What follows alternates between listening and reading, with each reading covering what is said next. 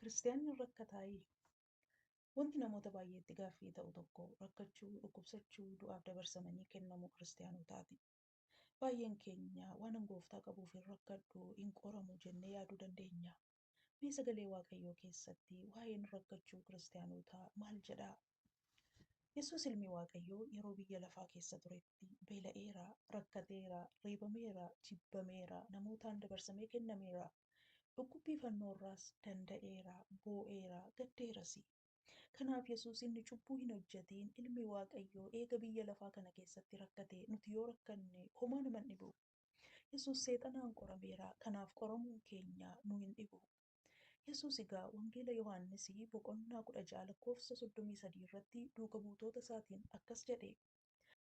Akka isin anaan nagaa qabaattanii fi ani wantoota kanneen isinitti himeera.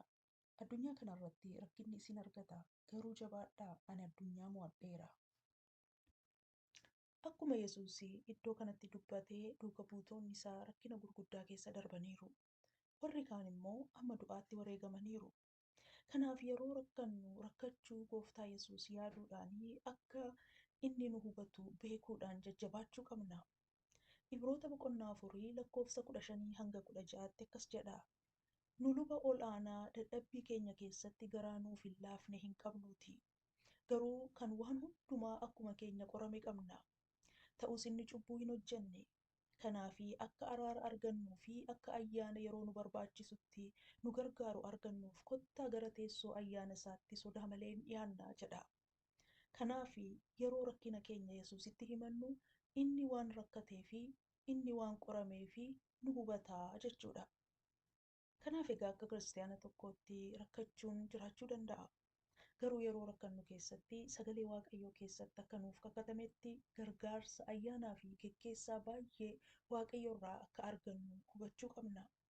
Faarfannaa boqonnaa 34 lakkoofsa 19 akkas jedha. Rakkinni nama qajeelaa baay'eedha. Waaqayyo garuu hunda isaa jalaa isa hin baasa. Lafa isaa hunda in eega. Isaan keessaas tokko illee hin cabu jedha.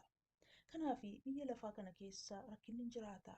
Yeroo rakkannutti Waaqa nu hubatu qabna waan ta'eef waan nu rakkise hundumaa isatti haa himannu.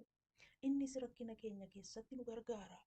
Waan nu rakkise qabnaa galata, himataa fi kadhataan gooftaatti haa himannu. Innis garaa nuuf laafaati. Biyya lafaa kana keessatti rakkannus Waaqayyo ijoollee isaa fi jireenya bara baraa inni qopheesse mul'ata boqonnaa 21 lakkoofsa 4 irratti barreeffamee jira. Innis akkas jedha. Inni imimmaan hundaa ija isaanii irraa in haqa. Si'achi duuti yookaan gaddi yookaan boo'ichi yookaan dhiphinni hin jiraatu. Sirni moofaan sun darbeeraati. Egaa biyya lafaa irratti rakkannus abdiin inni Waaqa irratti nu eegu immoo isa kanadha. Waaqayyo isin haa eebbisu.